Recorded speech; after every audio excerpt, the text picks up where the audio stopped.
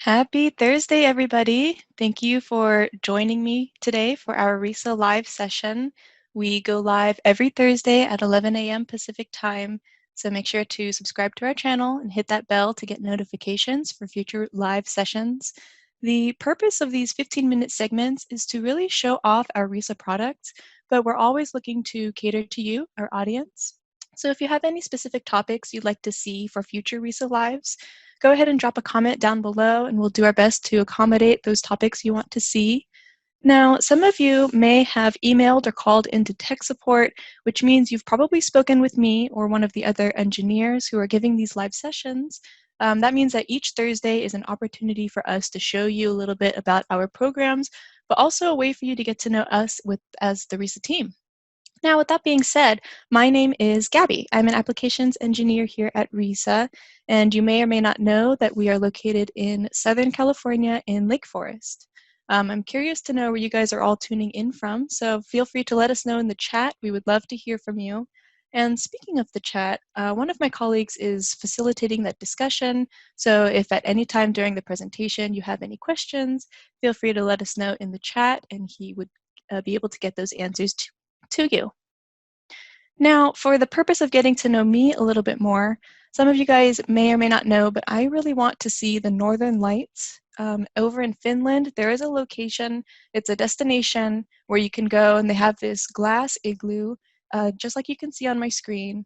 And you can go inside and basically you stay and you can see the Northern Lights overhead through the glass. It looks amazing. The pictures are fabulous. So what I'm going to demonstrate for you guys today with RISA 3D is the ability to easily and quickly model one of these structures using our template generators. Now, this is a little preview of what we're going to model today from scratch. So I just want you to see we have our members here as well as the plates, and then we have, the base of the igloo coming all the way around. Now, let me start a new project. We can start from scratch. Right away, you see our drawing grid open up here. What I'm going to do is just turn that grid off since we are using our template generators to create the structure. Right now, I'll start with the geodesic dome structure, which you can see here.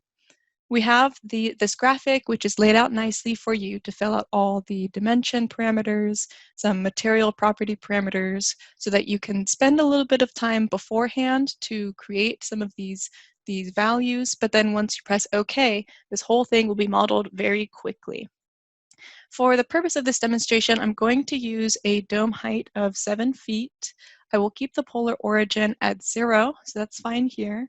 And as I come through, I can start to create some of my material properties for the members and the plates.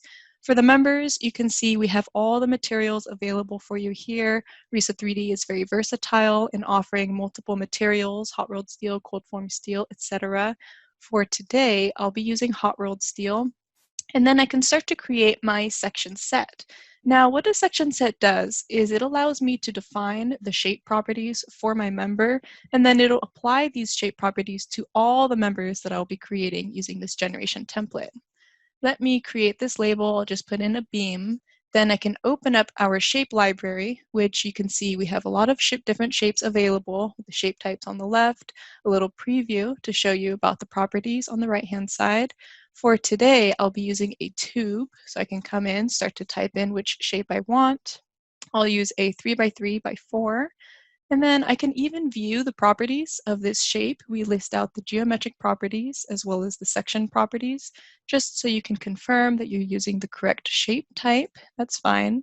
We do allow you to add additional shapes or maybe even copy an existing shape, and then you can change the properties to suit your project. For right now, I'll just go ahead and select that HSS 3x3, hit OK. And then I can set up my design list appropriately. This allows the program to suggest some shapes for you after solution.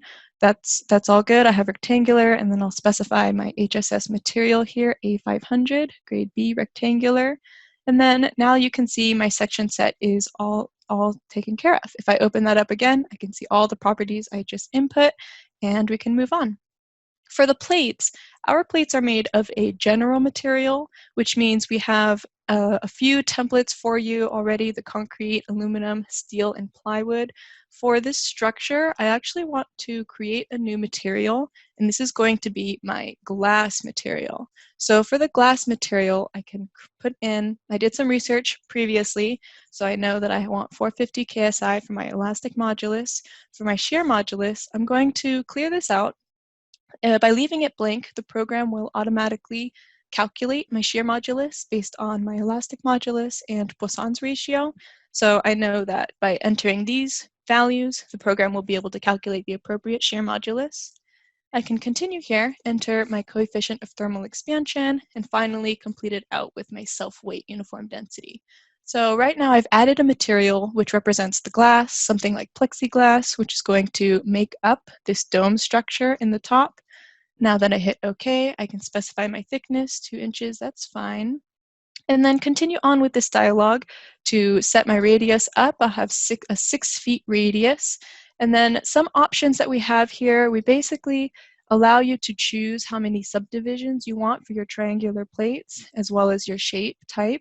Now you'll notice, since I want a very smooth dome, I'm going to go ahead and pick the icosahedron here.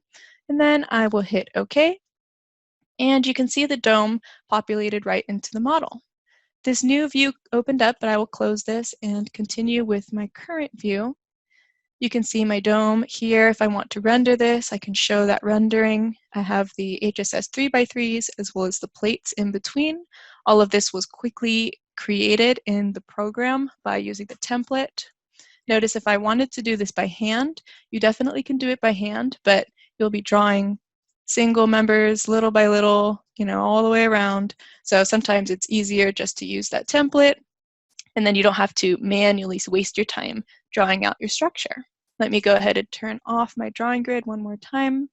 Now the next piece of this is to go ahead and put in that base. I'm going to have a cylindrical base here for the bottom of my structure. The glass igloo is great, but if I was staying here, it might get very cold. The air is coming in. I'm in Finland. It's frigid up there. So what I can do is create a cylinder, and this is going to be my base. Notice I have several options here for the base. What I want to do is specify my rotation axis to be about the y-axis. Now this is based on your global axis, which you can see in my 3D view. The y-axis is my vertical axis, so I want my cylindrical plates to sweep around that y-axis, which is what I've specified here. I can go ahead and specify my sweep increments. Oh, actually first, I need to know how many increments to specify. So if you notice, we have these nodes and plates in the structure, and I want my cylindrical section to correctly line up with the dome that I've already modeled. Now by selecting this bottom section using my mouse, I can go and see the elements that I've highlighted, which are 20 members and 20 nodes, which means I basically want 20 sweep increments because I have 20 nodes here. Now that I know that information, I can come back here into my cylindrical template, make sure that this is set to 20, that's good. And then right now I can set my axis increment.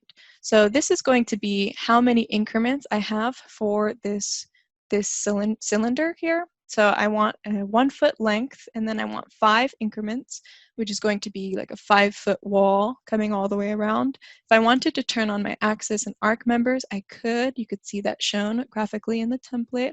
For now, I'll go ahead and turn those off. I want this base to be concrete.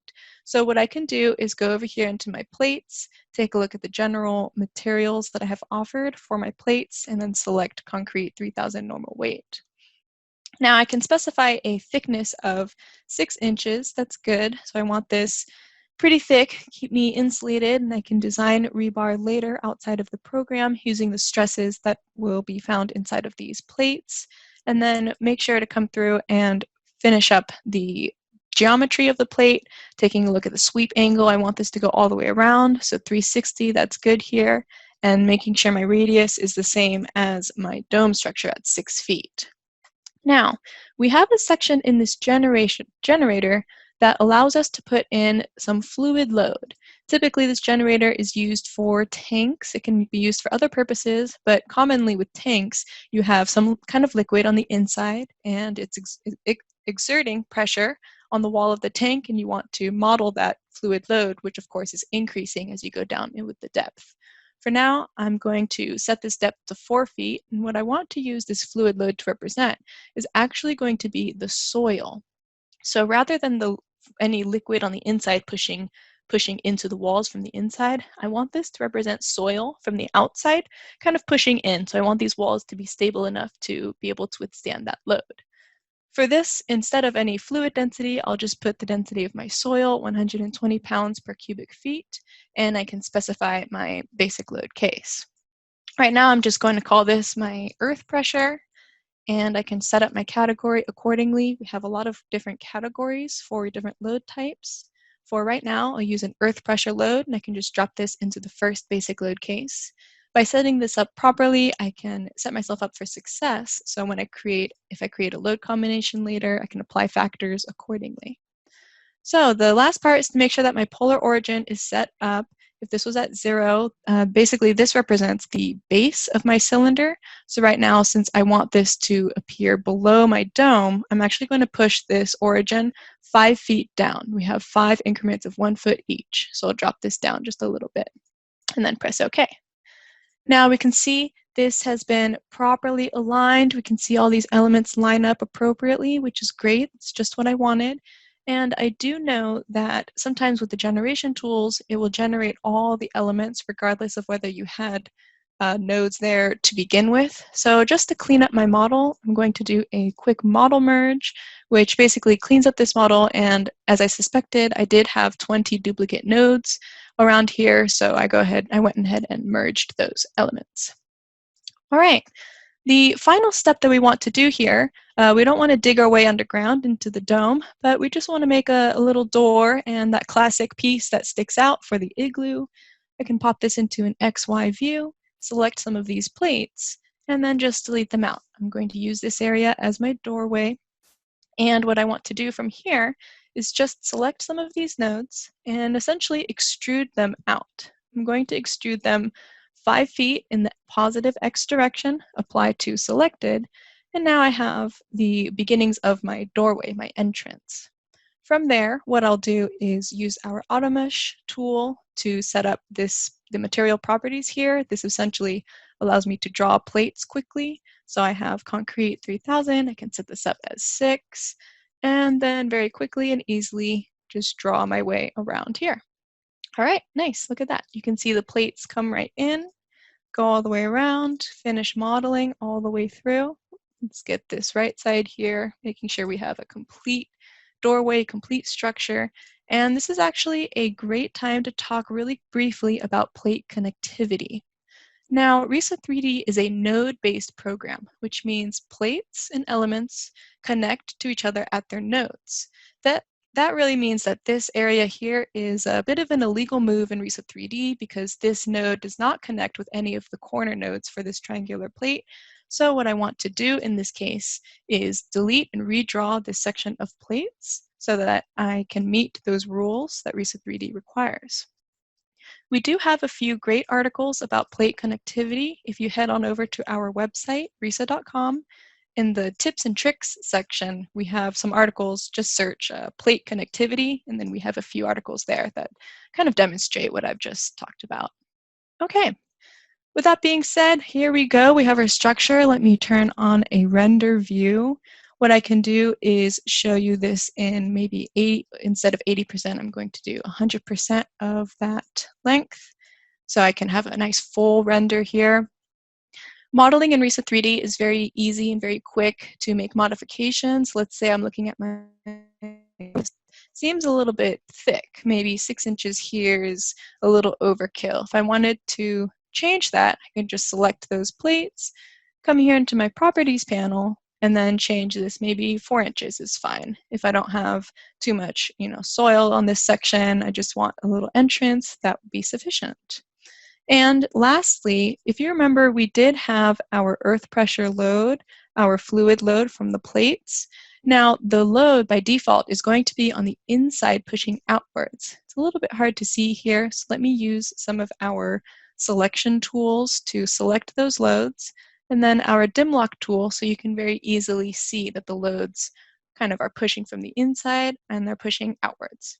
Rather, what I want is to reverse this load. And I can quickly do so by going into our spreadsheet, selecting all of these values. Oops, I want to select all the values, and then using our math function to multiply this by -1, which effectively drops that into the other direction. And now this is more representative of the Earth pushing in on my concrete walls, just like that. Okay, now let me turn off some of these views here. I was able to quickly model this dome structure, my dream destination here for you guys. And the rest of our templates are also very useful for practical purposes. We have the truss template, which allows you to create either steel or wood or any kind of truss that you have for your roof system or maybe an industrial building.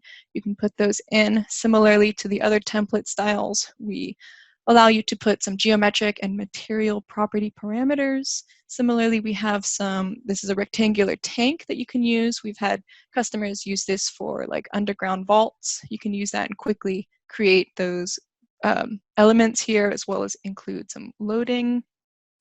All of these templates are just a way for you to quickly model, easily model, so you don't have to spend and waste time modeling this by hand, although I'm sure you can. I don't doubt any of your abilities, but this just makes it faster and easier to get started. Okay, so with that, I think my time is up here. If you have any videos that you'd like to see in the future, go ahead and make sure to leave us a comment down below, and go ahead and hit that like button and subscribe to our channel as well.